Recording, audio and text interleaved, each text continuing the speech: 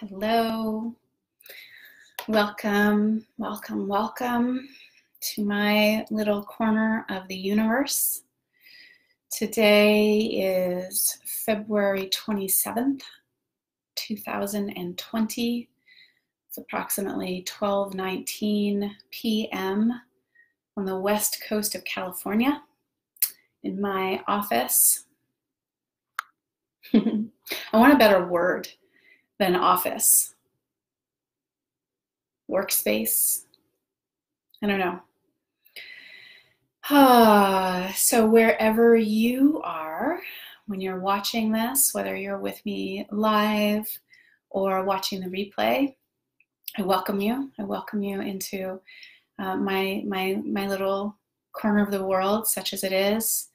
And I invite you to land first and foremost in whatever space you are in, whatever time of day it is, wherever you are, whatever you're doing while you listen or watch. And I love always questions, comments, shares. I really, really love the dialogue. Again, if you're here live, it's fun to make this more of a conversation, more of a dialogue than like a bleh, like me just having a monologue or fire hosing you with information. And if you're watching the replay, I always love the questions and comments that come from the replay. It's always really nice to get a little context about what it is that you're commenting on, because I don't always know in the moment. But welcome. I welcome all of that. And I really want to talk today about this this idea that even when people talk about growing their business, there's so much out there. How do I grow my business? And sometimes even then there's ways that people will, like the workaround is like, well, I don't necessarily want to grow my business, but I want to grow my reach or my audience or my impact. Somehow it's like it's more evolved to want to grow your impact, not necessarily your business. What if it's not all about money or not about numbers, but I want to grow my reach. I want to grow my impact. I just want to impact more people. I want more people to receive my message. But all of these, again, are based on the idea that something should always be growing. And I don't believe that that's true. So there's, I look at it certainly in my own life, but I also look at it in terms of the natural world, because that is, there's a way I'm cracking up because I'm like, well, that's the world. Like we say the natural world, like it's somehow different than the world, but actually that's just, we live in the natural world. We are of the natural world. Not only are our body, mind, beings part of the natural world, but so are our businesses. There is nothing that we can do that does not live within the actual systems of the world. And in this world, things are not meant to constantly grow. That is that's like the definition of cancer, is something that only grows and nothing can stop it from growing. And so there's like this idea, I think most of us, it's like, what would it take to be unstoppable? And we like this idea of like, I'm going to be unstoppable. It's like, no, why? Why would you? Something should stop you. There should be something that if it actually happened or it came into being or it arose, like could actually stop you. We should all have something that would limit us or that would stop us. Again, like that's like a cancer or invasive species do this. We see this all over, where some invasive species was introduced into a realm and then takes over, and it's actually not helpful or healthy. And in the end, often it's not even helpful or healthy for that invasive species. Like perhaps we see like, yeah, but I would like my business to grow like, the Scotch broom grows in Northern California, like where it just takes over and like, I want to have the biggest business. But often there are unintended consequences, not just for other plant or animal species, but even for that species, that it can't grow as well, or it's not as healthy, or then it has to have major times of dying back because its growth was too big and it took over and it doesn't have any, there's no more food in the system for it, or all these different things. But the main piece I really want to poke at is this idea of that we should always be growing, that our business should always be growing, that growth is the goal. And it's the goal, I mean, certainly in the realm of personal growth, but I'm not going to go there today, but in the realm of like business or numbers or money or reach or followers or impact, that growth is always the goal.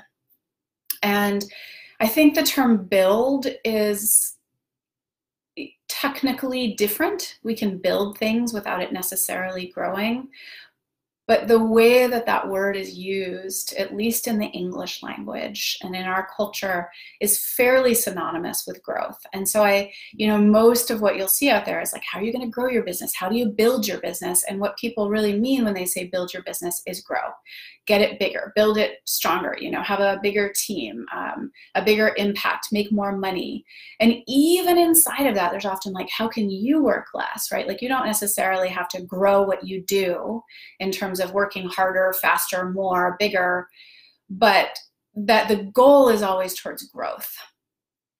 And I just want to say personally, my own business is that there have been times of enormous expansion and growth, and there have been times of contraction and what I would call pruning or shrinking even. And I'm like, shh, don't tell anyone. Like, these are just the things you're never supposed to tell people. It's like, sometimes my business grows, sometimes it shrinks. But if you're in the realm of business development, it's just like, it should always be bigger. The numbers should always be bigger. There should always be growth. And this is simply not true. It is not sustainable. It is not healthy. And it's not true to life. So the way that I work, and the way that I work with people in terms of their business is more in the realm of tending. And so one of the ways that looks is first and foremost that I will always be looking at wholeness, right? The holistic structure. And so our lives are never disconnected from our business, our work in the world, our careers, whatever we want to call them. That is our life growing? Is our life in a time of shrinking or contracting? And that neither one is really better than the other, but what is true? And so the first piece, and other people will talk about this too, like, okay, well, we want to cultivate a whole life, but at the same time, it's like it should always be getting better. And that's just not life. Like we live in cycles, especially women. I mean, this is true for men, it's true for as well, but especially women, that not only are our bodies in cycles, but we live in cycles within our families, within our relationships, within the earth cycles and the moon cycles and the season cycles. Like, we are very, very connected to these, and it makes sense to work with them and within them rather than staying on this like growth trajectory. So I really love to work with what I would call tending. So in any program, like, again, if I'm working with an individual or if I'm working with a group, say within the Fierce Grace Incubator, what we're going to look at is, how do we tend, yes, to your life, but even to your business? How do we tend to your business? And that will always look different.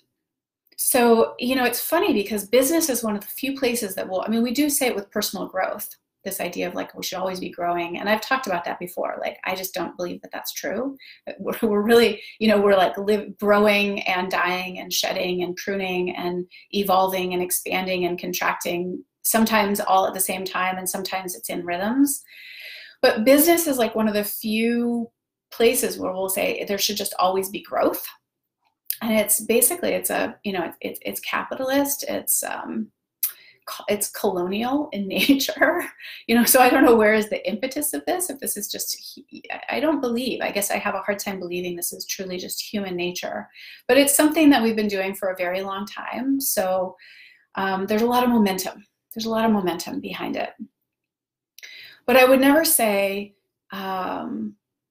like, like I need to keep growing my garden. No, I tend my garden, or even my home space, right? Like I don't grow my home space, I tend my home space. I don't grow my life, I tend my life.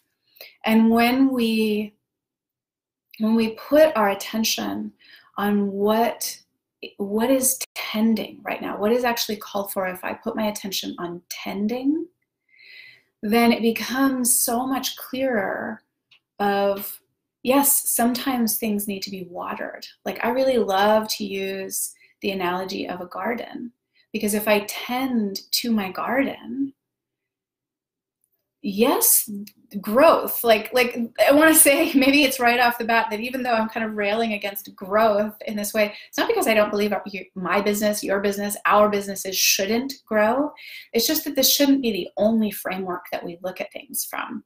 And language is powerful. And so when all we talk about, or all we hear, or all business coaches are ever saying is like, I'll help you grow your business, or find out what is the right growth for your business, or how is your business going to grow, or what's your growth trajectory for the next year. If that's the only language and conversation that, or the perspective, like the lens that we're looking at for what is a healthy or a successful business, then we're inherently going to be limited in that way. And when we look at it as like, okay, what I can absolutely do is help you tend to your business and help you tend to your life, because the two are absolutely 100% all the time intertwined.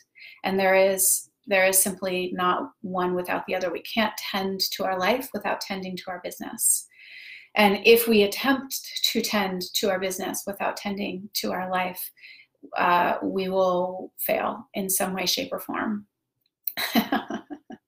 And that doesn't mean some necessarily like a big failure per se, but there will be a loss. And so finding that way, but if we really are able to look, if I go and I look at my garden and I say, how do I tend to my garden best today? So again, tending actually will automatically put us into the moment. It puts us into moment-to-moment responsiveness and relationship and intimacy with the moment. Whereas growth can take us out of that. We're just like, how do I grow? And we become future focused, and we can compare ourselves to like other things, like how much money, even self-to-self comparison over time, right? Like this is this thing, don't compare yourself to other people, self-to-self comparison over time. I'm like, just don't compare yourself. Like I made $350,000 last year, and I'll probably make less money this year. And in a way that's actually on purpose. And so, but that it comes from tending. And I don't know, I'm not at the end of 2020 yet. So maybe I'll look back and be like, wow, the tending actually led to making more money. I don't know. But if I'm only focused on growth, there's a way that that's always this forward trajectory and this future looking, and it always has an outcome in mind. Whereas tending, and when we have an outcome, when we're outcome based, we're not moment to moment, present time based. So we lose relationship and we lose intimacy with the moment. But when we're looking at what do I need to tend right now? We come into relationship with the present moment, because we say, in order to know what I need to tend right now, I have to actually see what's here, what needs tending. In my garden, the beauty of this is that depending on the season, and this is true not just right in terms of a physical garden in the earth and the season that you're living in, depending on where you live on planet Earth, but the season of life that you're in, or the season that your business is in, or the season, sometimes it's not the season of life like we tend to assume, youth and middle age and old age, like these sort of seasons, but they're like seasons also come and go dependent on where we're at in terms of having children, or the children leaving home, or getting in a new relationship, or a creative cycle in our life. Like we're in a season. And to use the garden metaphor, that's going to actually shift what I choose to plant. If I try to plant carrot seeds in winter, I might get some carrots. I might get to growth, right? Like, is this the growth I got? But they're probably going to be a little like small and shrivelly, and they're going to really struggle. So the question of what actually needs planting depending on the season. But if I'm looking at tending, you know, I really have to look at the whole view, because it's tending. It's not just what needs to grow or what should I grow right now. Or sometimes people like to use the garden metaphor, but usually people will only look at what seeds are you planting, what needs to be watered, which again is only looking towards growth. So if we look at an entire garden, the healthiest systems are the ones where certain parts are allowed to go fallow at certain times. So what needs planting, but what needs to be allowed to be fallow right now. And then that's resonant with what actually needs to be cut back or allowed to die right now. What is dying and needs to be allowed to die that will allow for the healthiest garden space. In terms of seeds, it might be, right, in certain times it's like, oh, what seeds need to be harvested and saved, tucked away for another time, in terms of heirloom seed saving, right? Like, am I shaking the columbine or the poppy seeds out and tucking them away in an envelope and labeling them? There's a whole process, right, to seed saving and seed storage, so that I can come back to them later. And in the moment when I go, oh, what needs tending? Oh, is it time to plant these seeds? But right now is the time of seed saving and seed storage. Or maybe there is a seed that needs to be planted over here. What fertilizer is needed? And so sometimes that goes with fallow land, right? Like planting fava beans on fallow land is that's part of the nitrogen cycle of the soil. Doing sheet mulching, where you put down cardboard and then dry leaves and then hay and then shredded newspaper and then more cardboard, and right, like that's a certain kind of fertilizing. Or there's things that are actually growing and they want, you know, chicken manure or cow manure, and these plants over here, you know, are blueberries, so they really want I think they like acidic soil, you know, so it's not the same. It's not just what does my business need to grow, but to actually look at the entire garden, first of all, of your whole life. Because I guarantee if you're tending to your life in a holistic way, that will allow your business to be tended to in a holistic way, which will create, you know, it will create growth when growth is what's needed. It will create expansion when expansion is what's needed. It will allow for like the most nutrient rich soil, so that when you do plant a seed, it can truly flourish with the least amount of effort and energy. And yes, there are absolutely times when it's just like the grunt work of, you know, using a pitchfork and turning the compost over and like carrying wheelbarrows of soil. And it's like, oh, this is like a hard work season or section of the garden. But maybe over here, it's very, you know, this is a new garden bed and it's taking like wheelbarrows, but over here, like I've been tending and my tomatoes are just like off the hook. And maybe over here, I realize like this plant isn't doing very well in this part of the garden, and I move it over here. Or, you know, what needs tending? What does it look like to tend? Outside of the garden metaphor, one of my daily rituals is what I call tending to my altar. So I don't grow my altar. I don't even build my altar. I with some rhythm, might take the whole thing apart and really feel, how do I rebuild so that I'm starting from that? But on a daily basis, in this really consistent way, I just come and I go, oh, what needs tending? Oh, maybe these flowers need to be put to compost. Or I just take a clean cloth and wipe down the dust. Or maybe it's just a candle needs to be replaced. Or one little rock just needs to be shifted this way. And that's the tending. Sometimes it's so tiny, but then the ripple effects, not for growth necessarily, but for the feeling of like the energetic resonance with what is so is then met into the space. Even with in a garden, like with weeds, often we think like, so where do I need to pull the weeds so that I can make space to grow more? Is this question of like, what actually are weeds, and what are things that I want to allow to grow? So something that is generally considered a weed, but that I love to have in my garden is dandelion.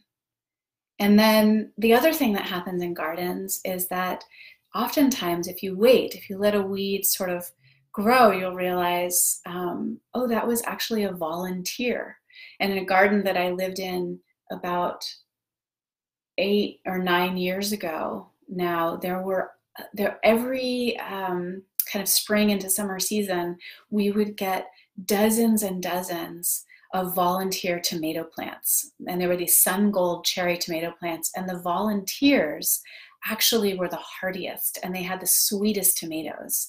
And it's that kind of thing like, oh, I couldn't even have planned this. Like me with my business plan and my structure and my trajectory for growth, I'm going to choose where every plant goes and what needs to be planted for growth and what I want to be able to harvest in the fall. And actually there was serendipity for the volunteer plants like that. I couldn't even have created a more like juicy, nourishing, sweet sun gold tomato if I had tried to put it over here. It needed to volunteer itself. But then over here, again, like with carrots.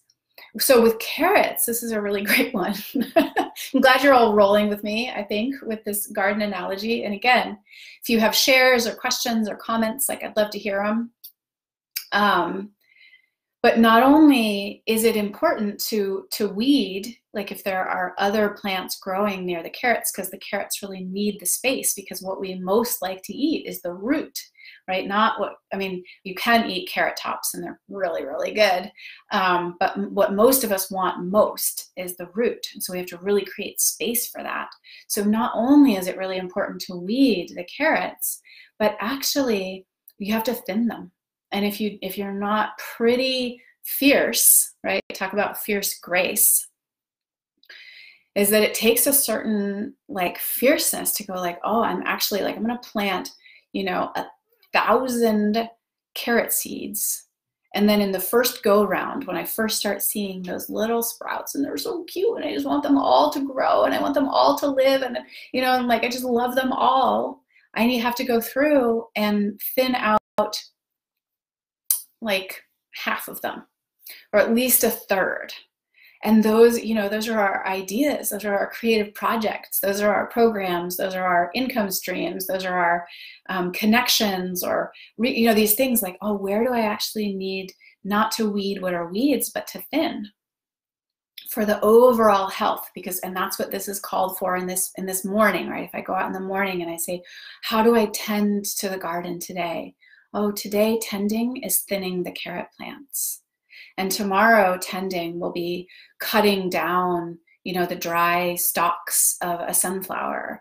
And the day after that, tending will be, building a new garden bed. And the day after that, it'll be digging up this. And so really looking at like what tending brings us into present moment connection with what is so in relationship. What is so, and then in relationship, and it is in relationship with what we want. If I want my carrots to grow, this is what I need to do. If I want, to dig up potatoes later, well, I do need to plant potatoes. But that there also is this sense of letting things go and not knowing always what will happen, or that it will always be about growth or more or bigger or better. Sometimes, like, I had these potatoes the other day that came from the farmer's market, and they were so good, and they were tiny. They were so little.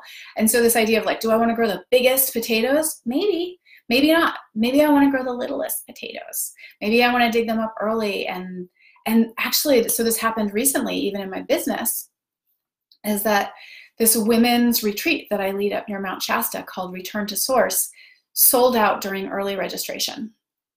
And If for instance, I'd only half sold Return to Source during early registration and then it's still sold out, but half of it was regular registration, I would have made about a third again as much money. But I prefer to sell out during early registration. I prefer to make my early registration numbers and costs something that, yes, is doable for me and my business and my family, and will actually sustain, is sustainable and nourishing, but at the same time is a little bit of a no-brainer and actually allows people to make a different decision, like, yes, I want to register early bird because that makes a difference, that price point. And then to have that, actually, that was like my tiny potatoes, and they're so delicious. So I have these amazing, 30 women coming to Return to Source, and I made like a third as much, or 2/3 as much money. That's great. So is that growth? Is that contraction? Is that thinning the carrots? Like, and again, we don't always know exactly what is what, but when we're able to come into relationship with our lives and then our business as part of our lives, or who we are as teachers or coaches, facilitators, whatever that is, and actually come into relationship with the present moment and ask, what needs tending? Or what would it look like to tend in this moment? How do I tend to this? That the response is much more relational and related to the current moment than how do I grow this? If what needs tending is how can I allow this to flourish more? How can I allow this particular tomato plant, or what do I need to prune so that this plum tree does flourish and grow and produce more plum fruits? So again, it's not about not growth or not more abundance. It's just that it's not healthy. It's not true. It's not sustainable. It's not accurate for that to be the only lens or perspective or language that we use around our businesses. So weeds and thinning in a garden, the volunteers, also this idea of what cross-pollinates that creates something totally different. And that might be 2 plants, right? Like, whoa, like some whole other thing just like happened there that I couldn't have planned. And then also this idea of what if I'm not the only pollinator? Which of course, like if I say it out loud about a garden, we just know that that's true. And yes, we're in sort of a crisis right now around pollinators, but we know that there's bees and there's hummingbirds and there's butterflies and there's, so many things are pollinators. And in our business, we tend to get hyper-focused on, I'm the only one that does this, or that can do this, or that can make these things happen, or can make this bloom. I have to plant the seeds. I have to water the seeds. I have to fertilize the plants. I have to pollinate. I have to make it all happen. And what if I'm not the only pollinator? What else is happening out here that if I wasn't so hyper-focused on how I need to grow all this, like I'm the one growing the garden, right? Which is like crazy pants if you think about it as a garden. But what are all the things? And then what do I need to do to allow, to attract, to encourage, and to nourish the pollinators, the other pollinators that are not me? So again, for instance, I am always hard pressed to want to plant a tree that doesn't produce fruit, because I'm just like, why the fuck would we do that? But there's lots of plants. There are a few trees. What was the other one the other day with my kids? I was like, oh, a magnolia. Like I would plant a magnolia, a dogwood. There are a few trees that don't produce fruit that I'm like, I would plant these trees. But one of the plants that I'm right now starting to look at putting in all along the back fence are what are called butterfly bushes. And a big part of that, certainly they grow kind of tall and they're bushy, and so they're going to create some privacy, and they're beautiful. They have these beautiful, either like lavender, purple, white flowers, but also they're attractors, and they attract butterflies. So the name, but also hummingbirds and bees. One of the reasons that I love dandelions, and why, yes, even though they're a weed and I don't eat them, and all these things, is that the bees are attracted to the dandelions flowers. And actually the dandelion flowers are one of the very first sources of nourishment for bees, like the earliest in spring, before usually a lot of other things have bloomed. And so supporting the ecosystem, supporting the pollinators, supporting the bees is like, oh, but I don't want to pull any of the dandelions. I certainly don't want to use Roundup. So this question again, and I think the challenge of that is that it is first, when we look at success, we have sort of like metrics for success. And the biggest one is often numbers, right? And that's money, and that's followers, and that's how many people did you serve, or your impact, or we look at these things, and that growth sort of always looks better. But often, for instance, I have a teacher who has a much smaller list than most people would say is successful, but it is incredibly engaged. It's incredibly loyal. Like, this woman puts something out and people are there. So would it be better if she had 3-4 times that many people, but the same number were that engaged and loyal? Or is it actually helpful to sometimes look and go, how do we prune back so that the people who want to be here are like the best people for us to be engaged with? Or the people that are actually coming to my work truly want to do the work that I do, rather than like, well, I made more money, but like a third of them were like, not sure that was for me. Or so how do we even actually measure growth or success and the metrics of this? So there's the success piece, which is why it's just like, it looks better. And again, this is one of those really tricky things, especially, it's not so much that social media lies per se, or that people intend to mislead. Sometimes they do, but I'm almost like, let's just pretend that everybody's doing their best. And because I know that people have this about me. I do my best to share, like, I almost never wear makeup. I take pictures of myself unshowered. I talk about yelling at my children. I'll share just about anything on social media, and still people are like, oh my God, you have the perfect life, or your business like this, or blah, blah, blah, blah. I'm like, how do they not see all these other things? But we can't. We simply cannot know the truth of these things. So even if everybody's doing their best to share authentically and the full experience, we just can't know what it takes behind the scenes. And our brains are kind of wired to look and like see the success and imagine what it's like without really going, what is it actually like behind the scenes? So, someone and it could be true that they have a business that's generating $1 million, but we don't know what their expenses are. Or that, there's a lot of talk around, like, if you have a team that can support you, right? Like, you don't have to do it all alone. And then you have to manage a team. And again, I'm not saying it's like, these things aren't even bad. Like, having a higher revenue and higher cost, not necessarily a bad thing, but it is a question of, what do you want? So again, this is how I work in Fierce Grace, and both about your life, like, what do you want in your life? And also, what do you want in your business?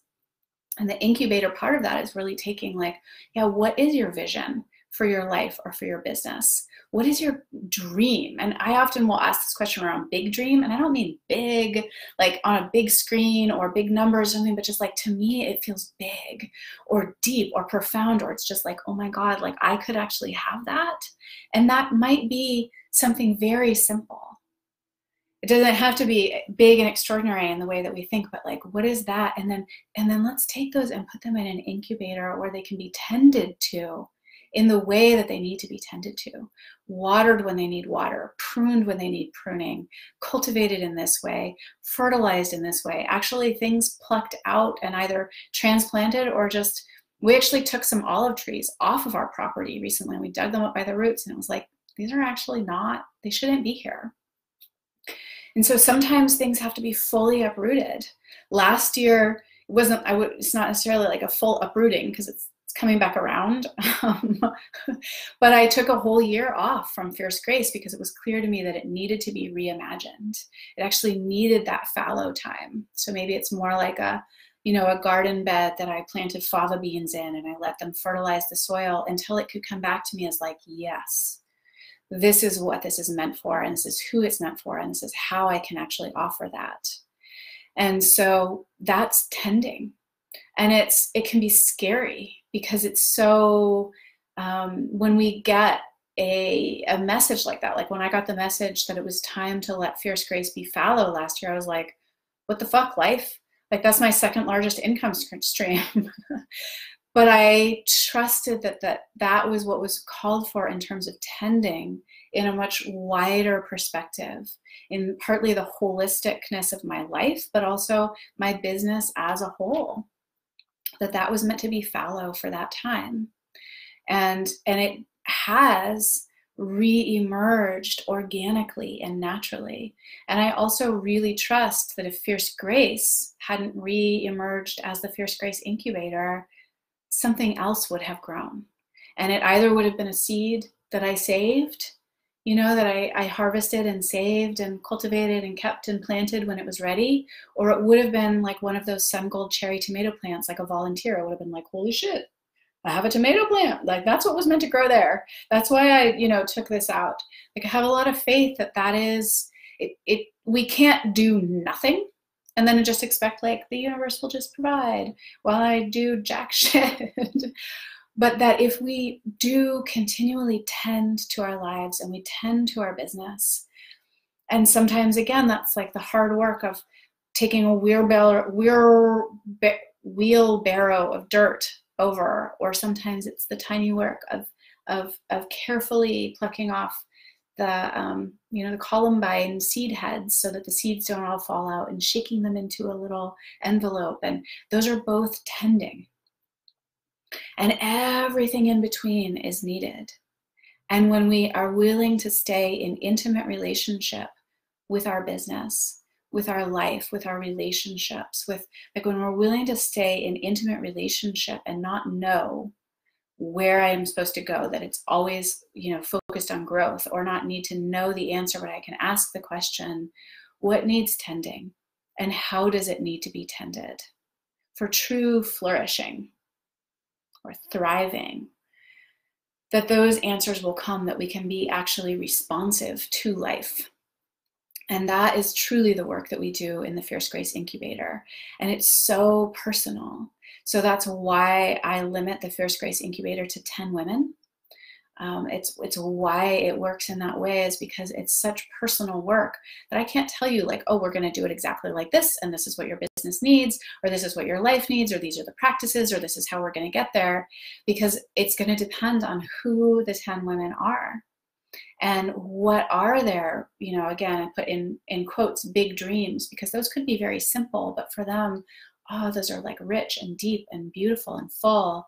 And the full blooming of that dream, what does it require and what needs tending? What will actually need tending along the way throughout those 6 months? And what are the tools? This is what's really important to me, is how do we cultivate the tools to become responsive to life?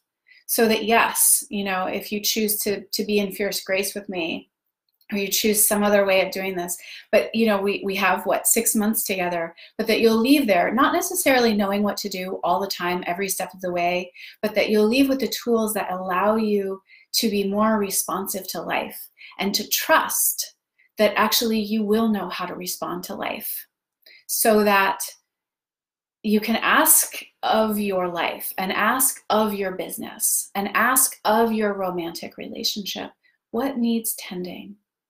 And how does it need to be tended? And that you, generally speaking, again, sometimes the answer is, I don't know yet. And that's a valid answer, but that it's like, oh, even if it's just this little thing, like, oh, I don't know how that leads to growth, or I don't even know that, right? This is why when we get very focused on growth, or that's the only perspective, we can go like, I don't know what I need to do to grow, because that's maybe not what needs tending, or the tending that needs to happen doesn't have a direct and linear line to growth, that it's more circuitous, or that something around tending or pruning over here will allow for growth over here. And we're like, I couldn't even have planned that.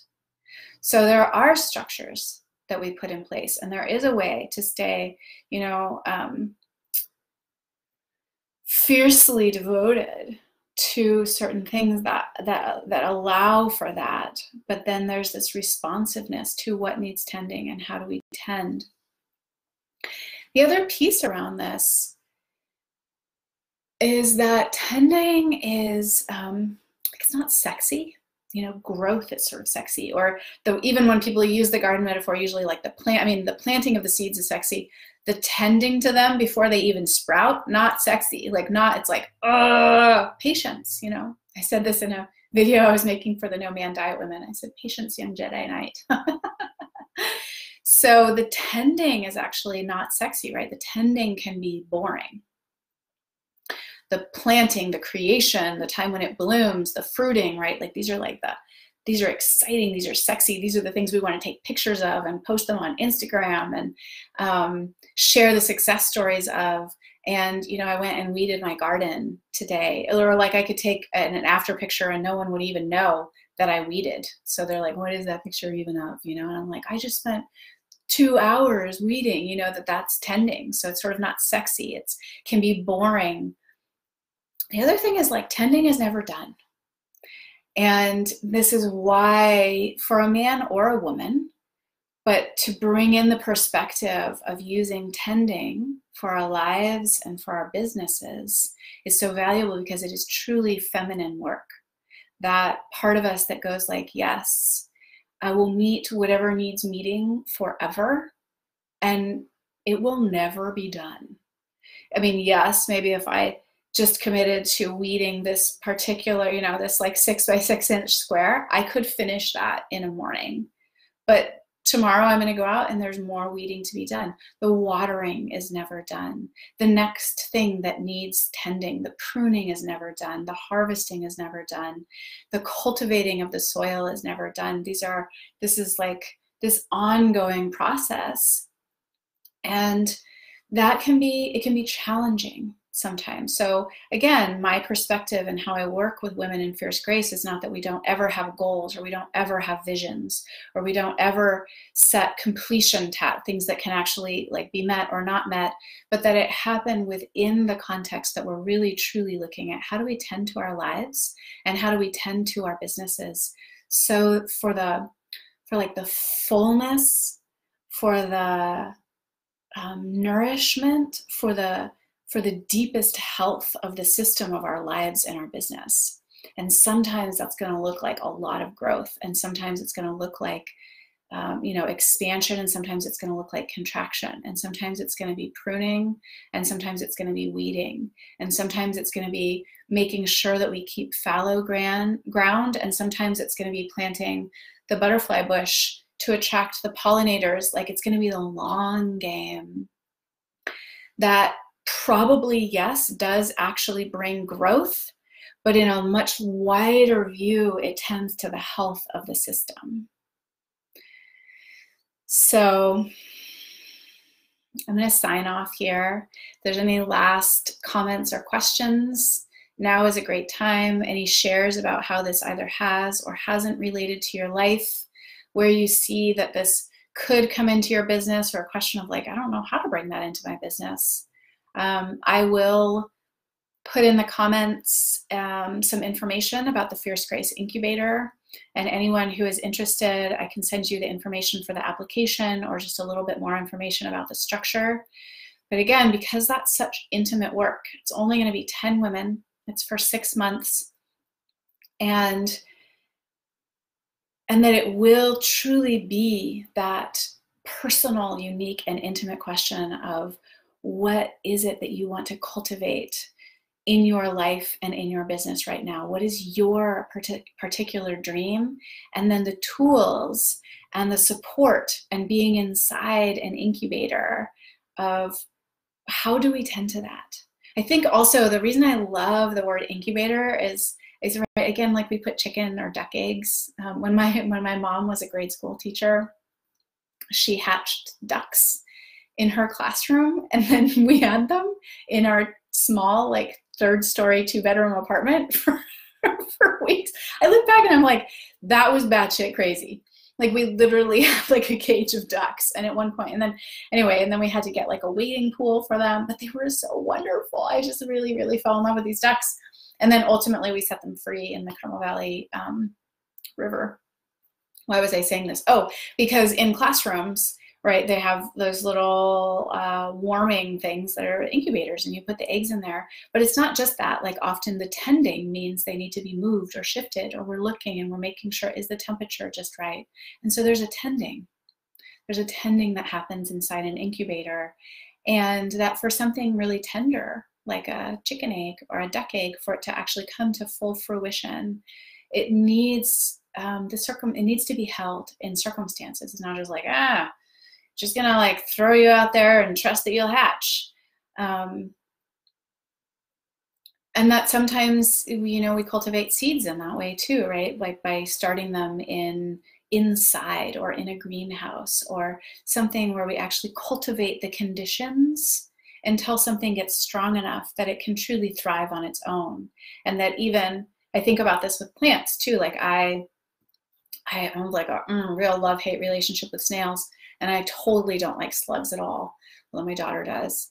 And mainly I'm like, it would be okay, you know, once my kale plants are big enough, I'm totally okay to share, but you're not allowed to eat. Like when my kale plant only has 2 leaves, you can't eat one because that's half the plant. You know, when my kale plant has like 30 leaves and they're like huge, you can eat the biggest leaf, and I will totally share that with you because the rest of the kale plant can thrive. But we need to create the conditions in an incubator that something can grow to the point that it can thrive.